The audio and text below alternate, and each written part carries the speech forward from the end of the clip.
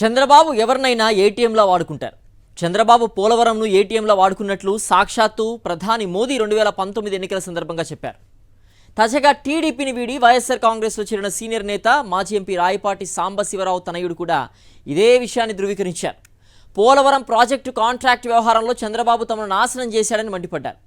ఎవరి విషయంలో అయినా చంద్రబాబు వాడకం మామూలుగా ఉండదు, అందరికీ తెలిసిందే. చంద్రబాబు ఏటీఎంల వ్యవహారంపై కేసీఆర్ విశ్లేషణ చూద్దాం. టీడీపీ అధినేత చంద్రబాబు నాయుడు రాయపాటి సాంబశివరావు నుంచి 150 కోట్లు తీసుకున్నారా? అయినా పోలవరం ప్రాజెక్ట్ కాంట్రాక్ట్ వ్యవహారంలో వారిని నాశనం చేశారా? చంద్రబాబు ఆయన కుమారుడు లోకేష్లు ఇద్దరు ఒకరికి తెలియకుండా మరొకరు వీరి నుంచి డబ్బులు వసూలు చేసుకున్నారా?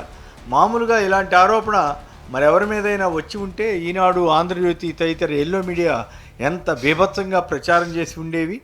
ఆంగ్ల మీడియా సైతం ఎంత ప్రాధాన్యం ఇచ్చి ఉండేవి. కానీ ఆశ్చర్యం ఏమిటంటే సాక్షి తప్ప ఇతర మీడియా ఏది పెద్దగా ప్రాచుర్యం ఇవ్వలేదు. చివరికి ఆంగ్ల మీడియాను కూడా మేనేజ్ చేసినట్లు అనిపిస్తుంది.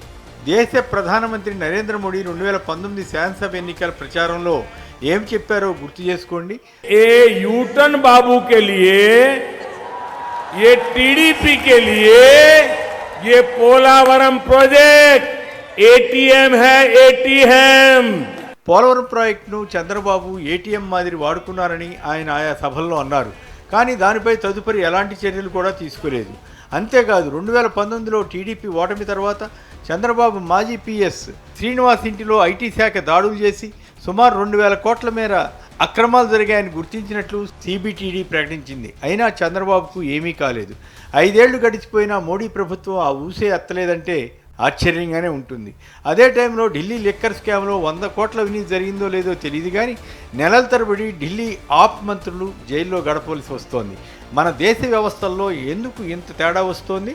ఒకే తరహా కేసుల్లో ఒకరికేమో ఆయా వ్యవస్థల్లో పూర్తి సానుకూల నిర్ణయాలు వస్తుంటాయి, కొందరికేమో బెయిల్ రావడమే గగనం అవుతుంది. ఢిల్లీ లిక్కర్ స్కామ్తో పోల్చితే చంద్రబాబు నాయుడుపై వచ్చిన అవినీతి ఆరోపణలు చాలా పెద్దవాటి కింద లెక్క. నిజంగానే చంద్రబాబుకు అవినీతితో సంబంధం లేకుంటే కేంద్రం కానీ ప్రధానమంత్రి మోడీ కానీ ఆయనపై అవినీతి ఆరోపణలు చేయడం తప్పు అవుతుంది. వాటిలో నిజం ఉంటే అలా వదిలివేయడం సరైనదేనా అన్న చర్చ వస్తుంది. అంటే పలుకుబడి, మేనేజ్మెంట్ నైపుణ్యాన్ని బట్టి కేసుల నుంచి తేలిగ్గా బయటపడవచ్చన్న అభిప్రాయం కలగదా? బీజేపీ నేతలు అవినీతికి వ్యతిరేకంగా గంభీరంగా ప్రకటనలు చేస్తుంటారు, కానీ చంద్రబాబు వంటి కొంతమందిపై వచ్చిన ఆరోపణల గురించి మాత్రం నోరు విప్పరు. ఇంకో సంగతి చెప్పాలి, న్యాయ వ్యవస్థ సైతం ఆయన పట్ల ఉదారంగా వ్యవహరిస్తుందా అన్న భావన ప్రజల్లో కలుగుతుంది. ఎందుకంటే ఓటుకు నోటు కేసు విషయంలో సుప్రీంకోర్టులో సైతం ఏళ్ల తరబడి విచారణకే రాలేదంటే అది చంద్రబాబు నైపుణ్యం అని ఎవరైనా అనుకునే అవకాశం ఉంది కదా. చంద్రబాబు నాయుడు తనపై ఏ కేసు వచ్చినా స్టే తెచ్చుకోవడం ఆయన స్పెషాలిటీగా అంతా భావిస్తారు. ఒక సందర్భంలో ఆయనే ఒక మాట అన్నారు, తాను ఏ విషయంలోనూ టెక్నికల్గా, లీగల్గా దొరకనని చెప్పారు. ఆయనపై ఎన్ని ఆరోపణలు వచ్చినా ఎవరూ ఏమీ చేయలేకపోవడంతో అది వాస్తవం అని అంతా అనుకుంటారు. అలాంటిది ఏపీ సిఐడికి స్కిల్ కార్పొరేషన్ స్కామ్ కేసులో చిక్కి 53 రోజులు జైల్లో ఉండవలసి వచ్చింది. ఆయనకు కింది కోర్టులో బెయిల్ నిరాకరణ జరిగినా హైకోర్టులో మాత్రం పొందగలిగారు. ఒకప్పుడు పివి నరసింహరావు ప్రధానమంత్రిగా ఉండేవారు. ఆయనకు ₹1 కోటి ఇచ్చానని హర్షాద్ మెహతా అనే స్టాక్ బ్రోకర్ చేసిన ఆరోపణ తీవ్ర కలకలం సృష్టించింది. దేశంలోని మీడియా అంతా దానిపై చెలవలు పలవలుగా కథనాలు ఇచ్చేవి. చివరికి కోర్టుకు కూడా పివి వెళ్లవలసి వచ్చింది. కానీ చంద్రబాబును మాత్రం 3 దశాబ్దాల్లో ఎవరూ కదల్చలేకపోయారు. ఎన్ని అవినీతి అభియోగాలు వచ్చినా సేఫ్గా బయటపడుతుంటారు. ఆయనకున్న పట్టు అటువంటిదని అంతా నమ్ముతుంటారు. ఈ నేపథ్యంలో తాజాగా గుంటూరు మాజీ ఎంపీ రాయపాటి సాంబశివరావు కుమారుడు రంగారావు చేసిన ఆరోపణ ఎలాంటి పరిణామాలకు దారితీసే అవకాశం ఉందన్నది చర్చనీయాంశం. ఈనాడు, జ్యోతి తదితర ఎల్లో మీడియా ఈ ఆరోపణలకు సంబంధించి కుక్కిన పేలు మాదిరి నోరు మూసుకుని కూర్చున్నాయి. అయినా సోషల్ మీడియా ఉంది కనుక జనానికి విషయం తెలిసింది. చంద్రబాబు, లోకేష్లు తమ కుటుంబాన్ని నాశనం చేశారనంటూ చంద్రబాబు ఫోటోను రంగారావు నేలకేసి పగలగొట్టిన వీడియో వైరల్గా మారింది. రాయపాటికి కాంగ్రెస్ టైంలో పోలవరం టెండర్ దక్కింది.